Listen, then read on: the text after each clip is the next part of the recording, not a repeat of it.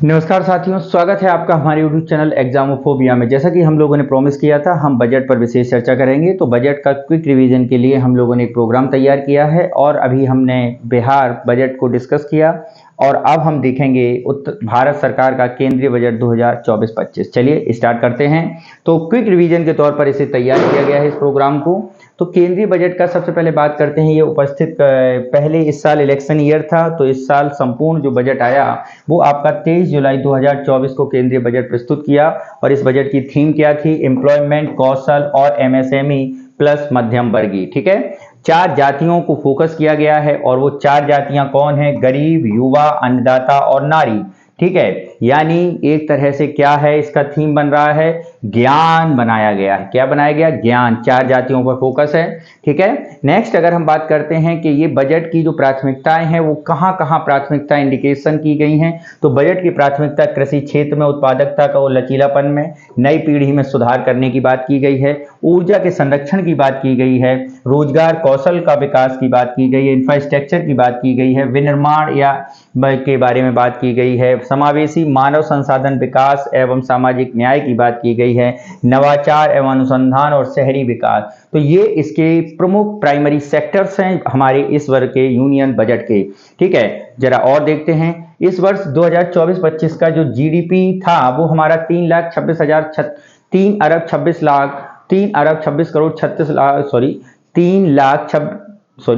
करोड़ 26 लाख 912 करोड़ था और आंकलित है। ठीक है, और जो 2023-24 की तुलना में 10.5% अधिक है। बजट का अनुमान यदि हम बात करते हैं, कुल प्राप्ति 48,20,512 करोड़ है। ठीक है, ठीक, और राजस्व प्राप्ति है 31,29,000 करोड़ और पूंजीगत है 16,91,00,000 करोड़। ठीक है, इसके बाद कुल व्यय के बारे में यदि हम बात करते हैं तो व्यय कुल हमारा है 48,20,000 करोड़ और राजस्व में यदि हम बात करते हैं, राजस्व व्यय 37 है और पूंजीगत व्यय 11 है। रुपए कहां से कितना आ रहा है इसमें देखते हैं। उधार हम ले रहे हैं 27%, इनकम टैक्स से हमें मिल रहा है 19%, जीएसटी से 18% और निगम कर से 17%। ठीक है, कहां से आता है? करों और शुल्कों में राज्य की हिस्सेदारी के में हिस्सा है 21%, ब्याज अदायगी में 19%, केंद्रीय क्षेत्रीय योजनाओं में 16% और वित्त आयोग के अंतर्गत 9%।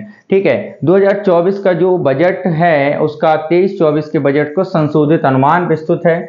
घाटे की अगर हम बात करें 24-25 का जो अनुमान है 4.9% है, जो 16,13,312 करोड़ है। 23-24 में ये कितना रहा है? 5.61%, जो 16,53,370 करोड़ था। राजस्व घाटे के बारे में बात करें 24-25 में 1.8% है और 23-24 में ये 2.61% रहने का अनुमान है। प्रभावी राजस्व घाटे में अगर हम बात करें 0.6% और 23-24 में 1.6% है।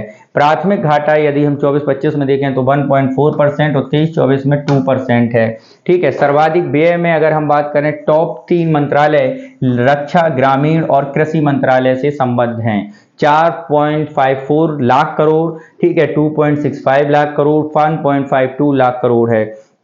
ठीक है, टॉप 3 योजनाएं क्या हैं? गरीब कल्याण के लिए अन्य योजना है, मनरेगा है। सबसे ज्यादा गरीब कल्याण के लिए 2.05 लाख करोड़ है, मनरेगा के लिए 86,000 करोड़ है और जल जीवन मिशन के लिए 70,163 करोड़ व्यय किया जा रहा है। कृषि में अगर हम बात करते हैं तो कुल आवंटन रकम दी गई है 1.52 लाख करोड़। 32 फसलों के लिए 109 किस्में जारी की गई हैं। अगले 2 वर्षों में 1 करोड़ किसान प्राकृतिक खेती करने की बात की गई है और इसके लिए 10,000 आवश्यकता आधारित जैव इनपुट संसाधन केंद्र स्थापित करेगा। सरसों, मूंगफली, तिल, सोयाबीन, सूरजमुखी का आरंभ और पर आत्मनिर्भर बनाने की बात की गई है और इसे लागू करने के लिए 400 जिलों में डिजिटल फसल सर्वेक्षण किया जाएगा और 5 राज्यों में जन समर्थन आधारित किसान क्रेडिट कार्ड जारी होंगे।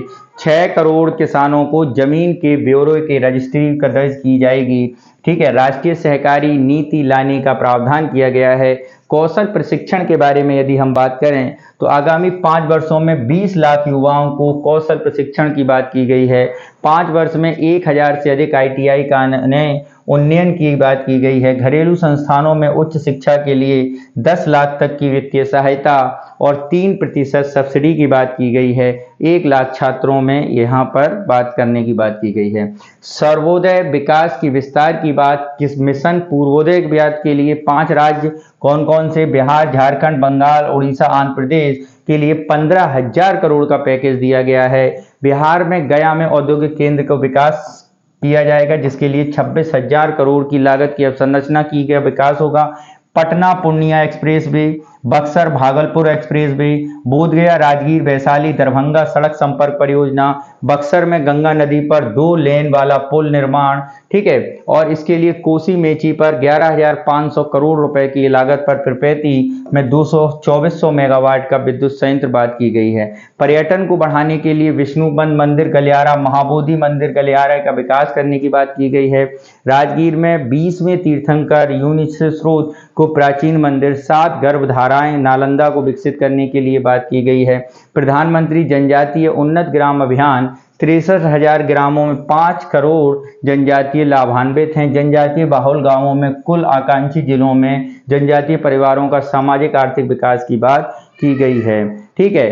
PS centre for processing accelerated corporate exit की बात की गई है।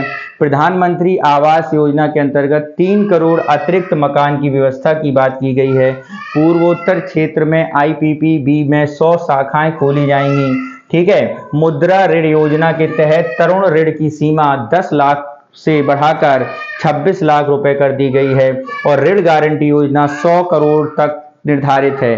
NABL मान्यता वाली 100 खाद्य गुणवत्ता और परीक्षण योगशाला की स्थापना की गई है। महत्वपूर्ण खनिज के बारे में बात करें, घरेलू उत्पादन खनिजों में रिसाइकलिंग और विदेशों में महत्वपूर्ण खनिज संपदा अधिग्रहण हेतु 500 शीर्ष कंपनियों का 500 शीर्ष कंपनियों में, ठीक है, बात की है। राष्ट्रीय औद्योगिक कॉरिडोर विकास कार्यक्रम के लिए 12 औद्योगिक पार्कों की मंजूरी दी गई है। पीएम सूर्य घर मुफ्त बिजली योजना, 1 करोड़ घर और 300 यूनिट महाबिजली मुफ्त की बात की गई है। रूफटॉप सोलर सिस्टम और भारत स्मॉल रिएक्टर की स्थापना यानी स्मॉल मॉड्यूलर सेक्टर की बात की गई है, ठीक है। इसके अलावा असम, हिमाचल प्रदेश, उत्तराखंड, सिक्किम की बाढ़ भूस्खलन संबंधी सहायता का अनुबंध किया गया है।